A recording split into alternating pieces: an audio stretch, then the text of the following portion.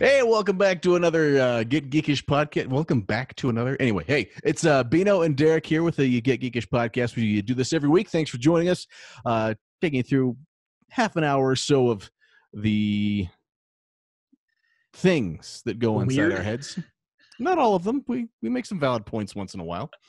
A lot of nostalgia, a lot of fandoms. Just basically the whole idea of our Get Geekish website and podcast and everything is it's fun to like things.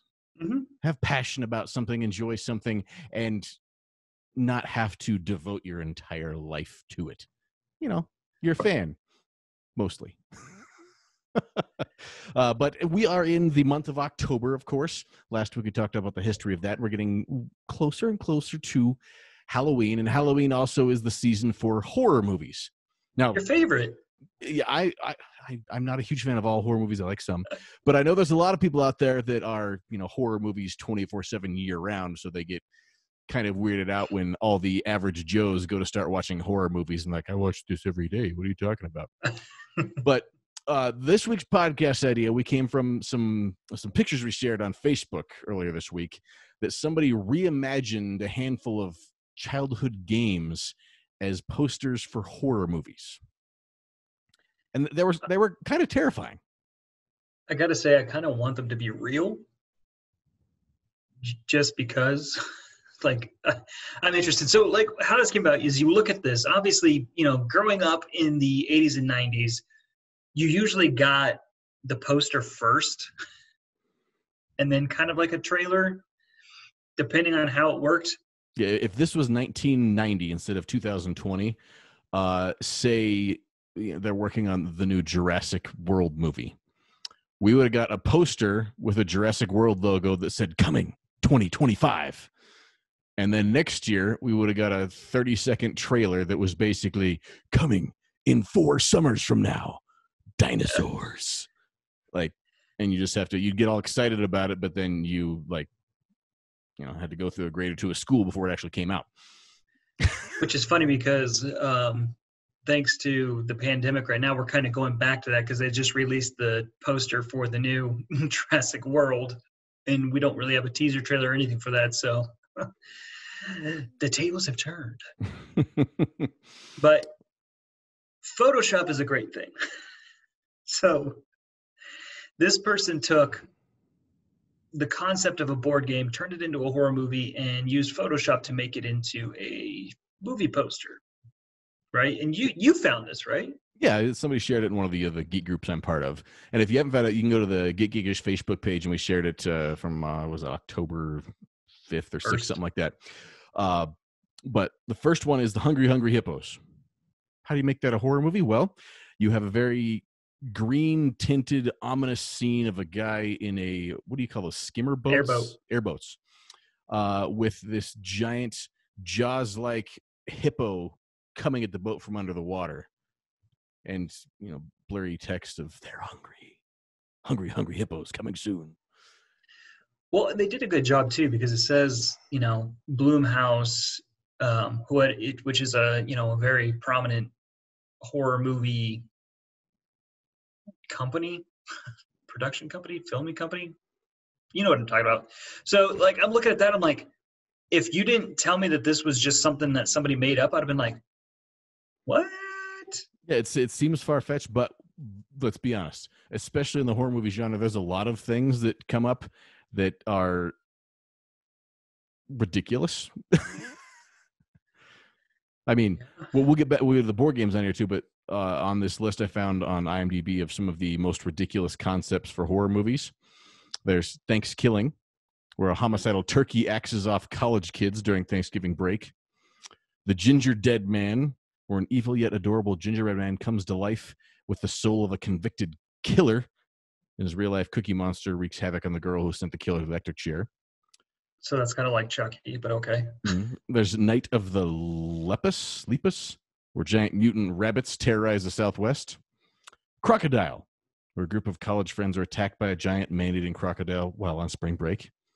Killdozer, a small construction crew on a stranded island and are terrorized when a spirit-like being takes over a large bulldozer and goes on a killing rampage. And the list goes on. So ridiculous doesn't rule out anything in a horror movie. I mean, I have seen Rubber, which is about a tire that's just rolling around and has telekinetic powers and killing people. So, One of my favorite things for tangent flashback. Do you remember was it a Michael Keaton movie called Jack Frost, the Christmas movie that came out back in the late 90s? Yep. And then there's the horror movie called Jack Frost, and they have very similar covers. Yeah, they came out very close to each other. So in our not quite so new release rack at the video store, there was Jack Frost, and then there was the horror Jack Frost. And I would say at least 5 or 6 times I had irate parents that came back upset because they thought they were getting the Michael Keaton family one, the family Jack Frost, and they started playing the other one. And a couple times where somebody thought they were getting the horror one and got the family movie, but that for some reason made me giddy that like you weren't even smart enough to look at the box or read the back or check the tape or notice in the first 5 minutes that it was a horror movie. Like, yeah. What I will say, the Michael Keaton one, it's a fun movie, but it is kind of creepy. So, you know. The scene with the carrot in the bathtub, though. Anyway, so you know, first impressions. You're looking at. I think he made like 3 of these posters. There's probably tons of them, but 4 of them. That's the one that we shared. 4 of them. Mm-hmm. So the first impression with the Hungry Hippos one is what I saw. I looked at that and I went, okay, so this is going to be maybe like a Lake Placid-ish, Anaconda-ish type of movie, where it's going to have these giant animals. I mean, because a lot of people forget that hippos are killers. They're one of the deadliest animals. I can't imagine why there's one loose. And I mean, this looks like Louisiana by the cover, but maybe it's a genetic experiment at the Louisiana Zoo that escapes into the ponds of the swamps. You mean the swamps? Yeah. There you go. Yeah. Okay. I like that synopsis. So. You know, overall look, I mean, you're not a horror movie guy. But overall looking at this and coming up with what you just said, are you going more like they're going to go the bloody, scary route, or kind of like the Tucker and Dale versus Evil route, where it's going to be? My experience with most of the animal terror movies is they would try and go scary, bloody horror. Because you look at Anaconda, Lake Placid, all those kind of ones, they don't necessarily put off well, but they don't make them. They're not going for comedy horror. They're trying to go for scary horror. I don't know. Lake Placid has a lot of great one-liners in it, especially. I mean, Betty White's in it, for crying out loud. So yeah, but they have to assume that in there. But I think they capitalize a lot of ones where those kind of movies. There's a lot of people that are terrified of gators and crocodiles. There's people that are terrified of snakes. Most people, at least in our neck of the world, are not generally terrified of hippos. They should be. Well, if there were hippos like digging in your trash cans at night, you'd probably change your tune. But can you imagine that instead of raccoons? Oof. So overall, would you see this movie? If it came on basic cable when I was watching it, I might, but I'd never go out of my way to watch it. Who do you think would star in it? Would it be like an A-list? Is it somebody I want to star in it, or somebody that I think actually would be in this thing? Both. Okay. Because if I look at the cover, I'm expecting that it's going to be somebody like Dwayne Johnson, and then I was going to say it looks like The Rock. Yeah, I mean, you just meant he's a fisherman. Used to be a Marine Corps super soldier, and then decided to retire down on his pontoon fishing boat in Louisiana to relax, and now making him use his training again or something. What can I say? But you're welcome. All right. The next one. Here's the thing: is a lot of people remember when we once had not a podcast about it, but like a real life conversation of like they can't make board games into movies, and then they did with Battleship. So some of these aren't far off from the thing. Because the next one is Candyland. The cover of this one, the first thing that stuck in my mind is it looks like a Tim Burton movie. Well, it says up at the top, a film by Tim Burton. If I looked at the details, I wouldn't have thought I was so clever. But see, and this one is one that doesn't look like it's scary. This looks more like a fantasy movie that's just really creepy. It looks like it's got the vibe of the Alice in Wonderland type movies and stuff like that, and Sweeney Todd. Well, so you're looking at this one, and you have a candy cane forest with gumdrops. You got the castle in the background. I think that's a dinosaur. Yeah, it looks like a dinosaur, and then there's a smiling with an evil grin cream puff or whipped cream tower or something in the background. What? Oh, yeah. I didn't see that. So in this one, I think they're going to go more of the, you're right, just kind of like the weird, creepy, rather than a straight-up horror movie. Mm. Especially by Tim Burton, because like you said, Tim Burton, he did Sweeney Todd. He did Corpse Bride. He didn't do Sleepy Hollow, though, right? This is the movie that we need a young Haley Joel Osment back again. Why? I can just imagine that kid going through here trying to escape the candy forest that's going to eat him. A young him and a young Dakota Fanning wandering out there trying to find their grandma who's been taken over by the candy witch. Okay, so that's your going of this is that it's kind of like a Hansel and Gretel type of thing where they're going through the forest trying to get to the castle, but it's like reverse Hansel and Gretel. Instead of them getting lost and taken up, I think they're going into it trying to rescue somebody else. Okay, so they're trying to get to the castle to rescue somebody. Yeah. Well, I think they're trying to get to that little shack to rescue somebody. I'm not sure where the castle fits in. It's probably some evil warlock that's controlling it from the castle. Or aliens. It's Tim Burton. Well, I mean, it's not, but it says it is. So obviously, Johnny Depp will have to be in it. Yeah, Johnny Depp's either going to be like the little guy that's going to help him or the villain. Also with Hella Bottom Carter, she's tell you, she would make a crazy candy witch. She could pull that off pretty well. Yeah. So would you see this movie? I probably would. Again, it's not one that would strike me as like, oh, I have to see it. But with a good trailer, I could be persuaded to see this. Mm-hmm.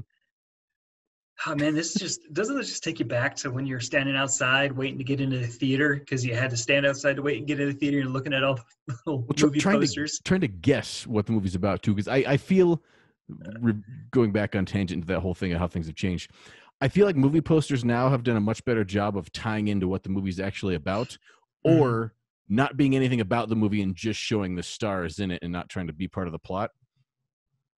Where a lot of movies, like 90s movie posters, for some reason, I wish I could think of an example off the top of my head. Ghostbusters. Well, that was just the Ghostbusters logo. Yeah, exactly. Yeah. That's exactly it. It just doesn't tell you. It doesn't give you a hint into the movie. It doesn't give you a peek into the movie. You know, like movie posters nowadays, especially like these made-up ones, they kind of give you a glimpse into that world. How about the poster for Inner Space? The poster for Inner Space makes it look like it is some sci-fi horror movie. There's a lot going on that poster. Yeah, there's a lot. And you watch a movie and it's like this fun-loving little type of thing, but that poster makes it look like this ominous, scary, like, oh, what's all going on here? Well, same with Gremlins. But the first one tried to be like that. Well, no, I'm just saying, like, if you look at the first poster, it's, the little Mogwai there with, like, the shadow of the gremlin and a hand, his little green hands. So you're like, what's going on here? Mm. And then you watch, you're like,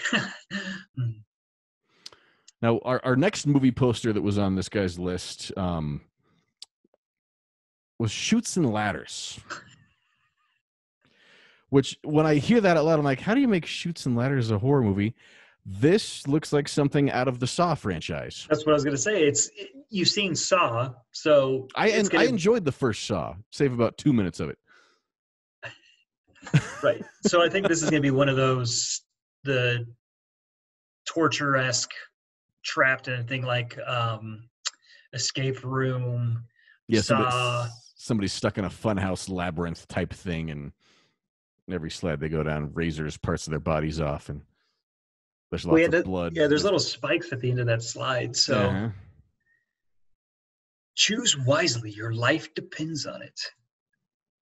Yeah, this would be like a whole like labyrinth. You're exactly right. Labyrinth thing of like, we need to take this ladder. No, don't take that ladder. And then Johnny goes and falls into spikes, or somebody goes down a slide wrong, and And you can just pick the characters off in order of the really dumb jocks about the third one to go after he's too tough to read one of the signs and goes down the wrong area. And then there's the dumb ditzy college girl that runs away screaming and gets her head chopped off somewhere else. Yeah. See, this one to me is just like the poster looks intriguing, but this also seems just like a generic horror movie where it's that escape room type of thing, where it's the Saw thing, where it's, I'm going to guess there's 6 people. That seems to be the right ratio, 5 to 6 people thrown into this thing. They all have a tie to each other for some reason, and then they have to escape. And then you find out at the end, like one of them gave a high five to another one at one point, and the other one bagged the groceries, and that's how they're all intertwined. Yeah. And I don't think it'd be anybody big in this one. I think this would be a bunch of no-name actors and actresses, or there'd be somebody that was, I don't want to say washed up, but somebody that was in a big movie 10 or 15 years ago that's still trying to hold on to a career of some kind. I think it'd be a mix of like up-and-comers, no-names, like up-and-comer no-names where you're like, oh, yeah, maybe. And then, look at Cabin in the Woods, right? That was a horror movie, but it was hilarious. But it had I really like that movie except for the last 15 minutes. But it had Chris Hemsworth in it and then some other, like no names. So they have that one actor. You're like, what? And then. Yeah, there's just some sort of name recognition they can put on the poster. Mm-hmm. Yeah, this one I think I would wait until it hits like Netflix or something. Yeah, and I'd probably avoid this one if all possible. And our last movie poster that was shared by this guy, Don't Get Caught. It's a sci-fi original. Mousetrap. I like how they put a sci-fi original on this. Well, this reminds me of like my father-in-law watches all those B and C quality movies from sci-fi things and stuff like that. And I feel like I could almost see the plot of this one coming to life if there's some genetic laboratory doing some experiments on giant rats or mice, and one of them has now gotten out of control and it's huge and they're trying to capture it, but it's going around killing all the scientists that are somehow locked in this dungeon trying to hide their creation. And okay, I can see I went a different route on this one. I went the whole again, kind of like the Saw-esque type of thing where they have these kind of like Running Man with Arnold. They have these humans that they're putting in this little maze to see which ones can be more intelligent to get out of it and everything like that. Kind of a horror movie Running Man, if you will. Mm-hmm. I could see that. For the entertainment of the masses. But I guess that does kind of look like a rat carcass or something in that trap. It's something dead inside it, but you don't know if it's a giant rat or if it's a person. Maybe the mice are the ones trapping the people. Who knows? I don't know. Mm-hmm. Either that or this is just like a real life version of The Secret of Nim. I love that movie as a kid, and I watched it as an adult. I'm like, this is some dark stuff. Yeah. Like, I'm kind of terrified right now. Like Watership Down. Yeah. But you said this movie could either be good or it could be like the actual board game, and halfway through you realize that it doesn't work. I would put my money on the second one.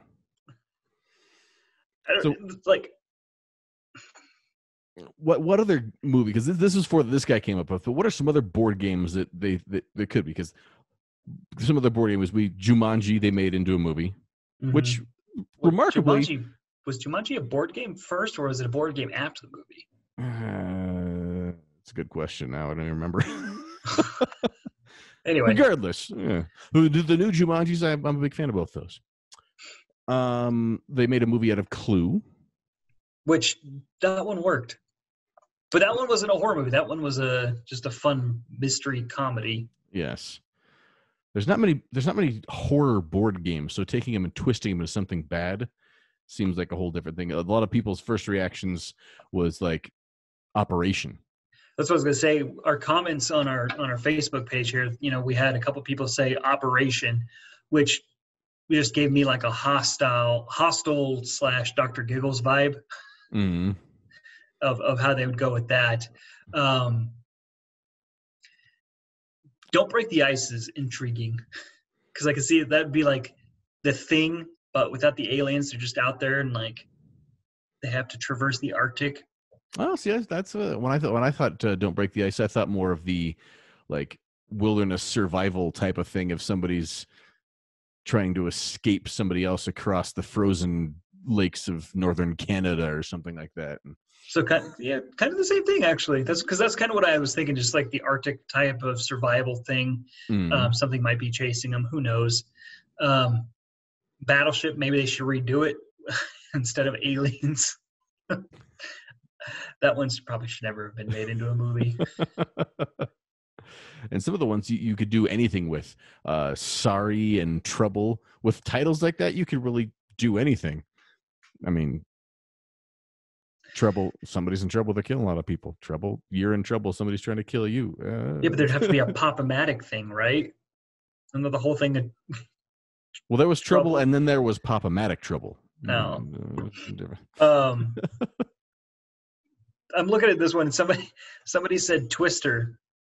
That's not a board game, but it's in the board game aisle. It qualifies. Yeah, but I'm just thinking like that'd be like a weird Island of Dr. Monroe type of thing. People getting twisted into one giant. Yeah, it's like medieval torture devices, but instead of stretching them out in a drawn and quorum, it's just twisting them around slowly.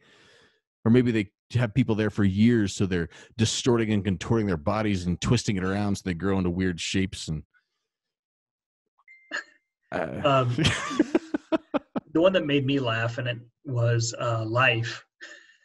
The 2020 edition. Yep. They said Life just could be a 2020 documentary. There's just like there's a lot of different board games now. Like you could do. I mean, that one shocking one that we did where you hold on to it and it shocks you. Mm-hmm. That one's kind of a torture device as it is. So. How about one that's probably going to have all kinds of emotional problems that go along with it too? But imagine coming to a theater near you with dark movie trailer voice and deep pounding sounds. Don't wake Daddy. I remember that commercial. So you're seeing it now, aren't you? Yeah. Yeah. Make a good horror movie. Dude, Mr. Bucket, you're the one. Is this a bucket that comes to life and kills people, or something? I mean, technically, it's already a bucket that comes to life because the whole point is you have to get the shapes in it, and he spits the shapes out of his mouth. So I'm gonna go with it comes together and has a taste for human flesh and is chasing people down a hallway, going, Mr. Bucket. I'd see that.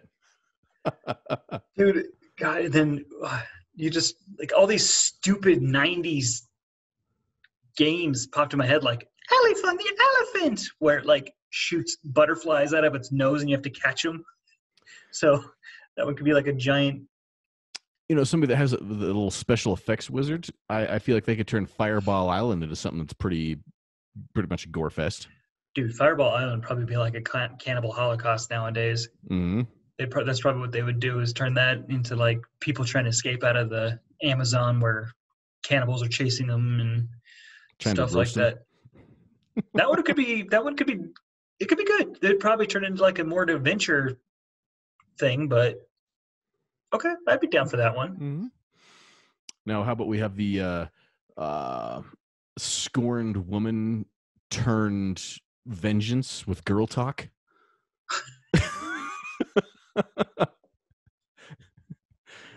Every man who wronged her finds out he's going to be wrong now. It's a game of truth or dare, and he lost. I thought you were going to go the route of what's the stupid mall one? Mall Madness. Mall Madness. There you go. That could be a zombie movie. There we go. I was trying to think of a way to try and do Mall Madness that wasn't like. I'm just gonna zombies. I was gonna say it could either be zombies or like everybody in the mall gets infected with something, which would turn into zombies anyway, like a zombie-esque type of thing. But I can see that. I mean, Shark Attack is kind of self-explanatory. We have new shark movies every 5 years anyway, so. Yeah. Yeah. But this could go on for hours if we let it go. I mean, there's a lot of games coming this summer. Apples to apples. I'm just kidding. I don't know how that one would work. Well, with marketing nowadays, I wouldn't be surprised to see Cards Against Humanity, the movie. That's true. What is it? Ooh. It's 3 B grade stars sitting in chairs reading Cards Against Humanity cards and trying to keep a straight face. I'd watch it. Yeah. Not really a board game, but it's in the board game aisle. Is Magic 8 Ball. It would be like a cursed object.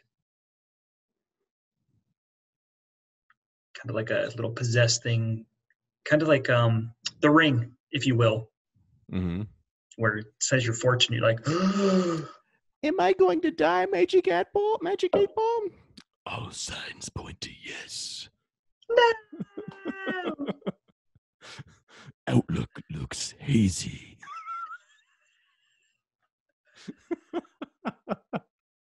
All right. Some of these board games I would.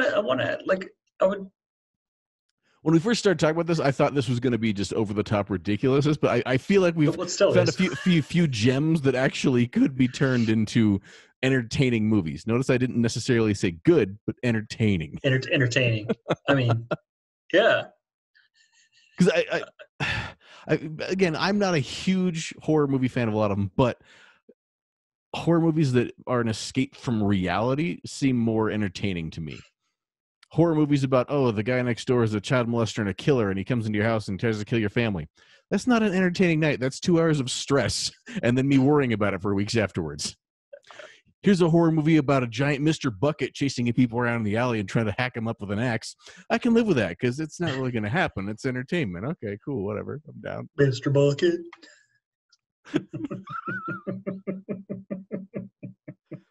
I'm going to wake up in a cold sweat at 2 o'clock in the morning. I need to find out a way to get that audio piped into your house. So just, Mr. Bucket. Don't worry. I've got the Kool-Aid Man on my side. Oh, yeah. Ooh, I'd like to see. Well, that's another tangent. Yeah. That could be another horror movie right there. Mr. Bucket versus the Kool-Aid Man. Ooh. Celebrity Deathmatch still a thing? Is this like the 2020 version of Harley Davidson and the Marlboro Man? Yeah, I guess. Anyway, chime in what you think. Go to the social media at Geekish. And what are some of the board games that you think might make good horror movies? Or which one of the plots did we come up with that we should package up and send to Hollywood to say make it happen? Okay, let's go to a Starbucks, type up a script, send it. And we're rich. Anyway, let us know. Thanks for joining us. We appreciate it very much, and we will talk at you next week.